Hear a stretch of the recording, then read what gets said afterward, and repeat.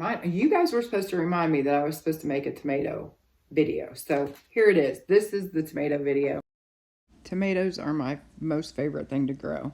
Probably because I eat them the most. But when I grow tomatoes, I'm growing tomatoes specifically for tomato sauce, tomato juice, salsa, and things like that. So when I'm growing tomatoes, it's not necessarily for fresh eating, but for canning purposes. So here's my idea, and here's the tomatoes that I like to grow.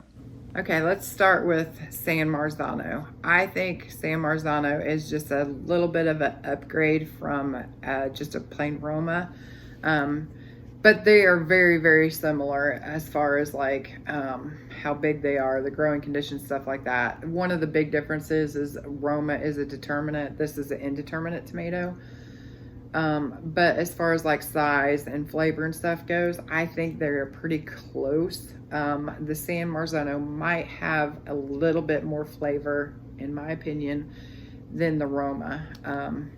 But yeah, pretty good saucer.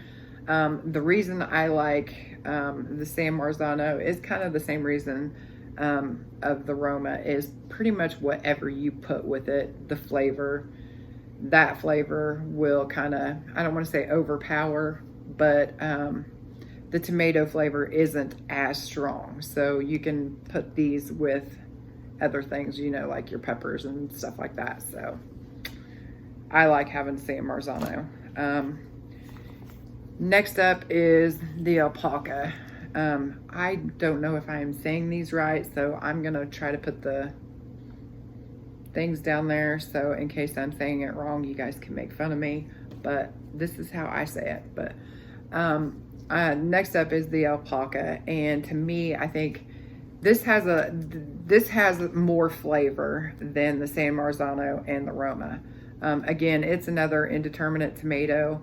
I will say I don't think the walls, or at least for me, the walls on the alpaca, I don't think are quite as thick as the San Marzano or the Romas. And another reason I like the alpaca over the San Marzano and the Roma is because how they grow.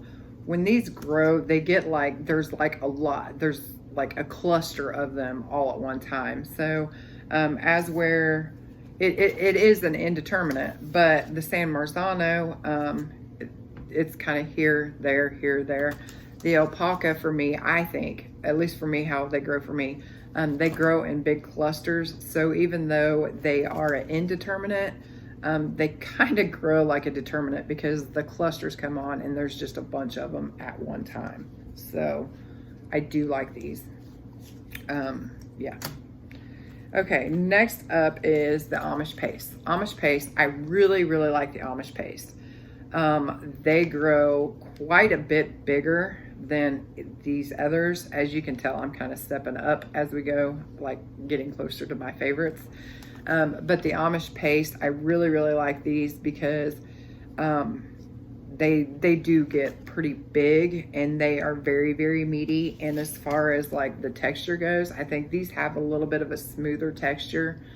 But an Amish paste is actually one of my favorite sauce tomatoes, and it's not an overpowering tomato flavor, so you can still put whatever you want to with this and it will still, those flavors will still come through. So yeah, I love the Amish paste. Okay, next up we got the Jersey Giant paste. I know Jersey Devil, I think a lot of people call them different things, but I got the Jersey Giant paste and I really, really like these. I like these just as much. I would have a hard time deciding between Amish paste and the Jersey. The one thing I will say about the Jersey is I think that the flavor is a lot deeper than the Amish paste, and you still get pretty decent sized fruits out of it. So Jersey Giant is definitely one of the ones I like. Here is one that I am excited about. I have not personally grown this one, but I have heard wonderful things about, and that's the Pantano Romanesco. Again, this is another paste tomato. I hear that the flavor is amazing. I only got one package just because I've not grown it before and I didn't want to put a whole lot of money into something that I've not grown before. But I'm really excited about these because from what I'm hearing, these taste delicious and they make great sauce. So looking forward to these ones. Okay, and then this one here, it was actually a bonus. I got these all from Tomato Fest, and when you order, they throw in bonuses, kind of like Baker Creek does. But this is a bonus tomato, and what they included, it's a OLERON red plum. I have said before that I am not a huge fan of the cherry tomatoes, but from what I'm reading on these, they're supposed to be pretty good, and they're more of like a plum shape. So I think they are a cherry tomato that wants to be a paste tomato. So we will see on these. I'll let you know. Okay, next one that I love to have. I like having slicers with sauce tomatoes just to have that depth, because slicer tomatoes have a different flavor, in my opinion, than sauce tomatoes. Sauce tomatoes you grow for the meat, or at least for me, this is how my brain works. Sauce tomatoes I grow for the meat, slicers I grow for the flavor. So the slicers are important to me as far as like getting that balance of flavor that I want in my sauce. So Abe Lincoln is one that I've grown before, and I really, really like the Abe Lincoln. It actually reminds me a lot of the Mortgage Lifter. It kind of has that same pink-ish type tones. They can actually get pretty big too, just like the Mortgage Lifter. We had grown an Abe Lincoln, and I mean, that sucker was probably that big and juicy. I mean, it still had a lot of flavor, because I worry about the great big ones, because sometimes those huge ones, the flavor kind of lacks a little bit. But I noticed with the Abe Lincoln, there was still quite a bit of flavor. Same with the Mortgage Lifter. As far as flavor goes, I will say I tend to like the Abe Lincoln a little bit more than the Mortgage Lifter, but they are very, very comparable in my opinion. So I will be growing both of these again this year.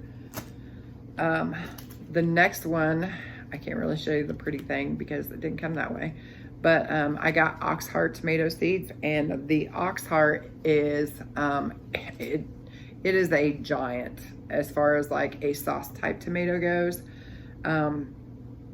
They're big and they've got a lot of meat. They don't necessarily put on as much fruit as like some of your regular sauce type tomatoes, what you consider sauce type tomatoes, you know, like the Amish paste, Jersey Giant, stuff like that. You don't get as many fruits, but the fruits that you do get are big and they are juicy. So it might take you a little bit more to cook these down, kind of like a slicer, because they do have a little bit more juice than the regular just plain paste type tomatoes. But these are actually pretty decent size, so you can get quite a bit of sauce, and it does really have some really, really good flavor. If you could only grow one type of tomato and you needed paste, just because of the size and the fact that it does kind of have that slicer type taste, OXHEART tomatoes, I don't want to say that if that would be the one I would grow, because I can't pick one. It's like having multiple children. Which one's your favorite? I don't know. I like them for different reasons. But anyways, the OXHEART is definitely one that I really, really like to grow. So I have one spot left that needs to be filled in my tomato bank, and I'm not sure what to fill it with. So for me, I like to have a 2-to-1 ratio, a 2-part paste tomato and 1 slicer. And so to even things out, I need 1 more tomato, and I'm just not sure which tomato to pick. I've been looking at kind of like the Paul Robeson, maybe the Jetstar. There's a few of them that I've been looking at, but I haven't nailed down the one.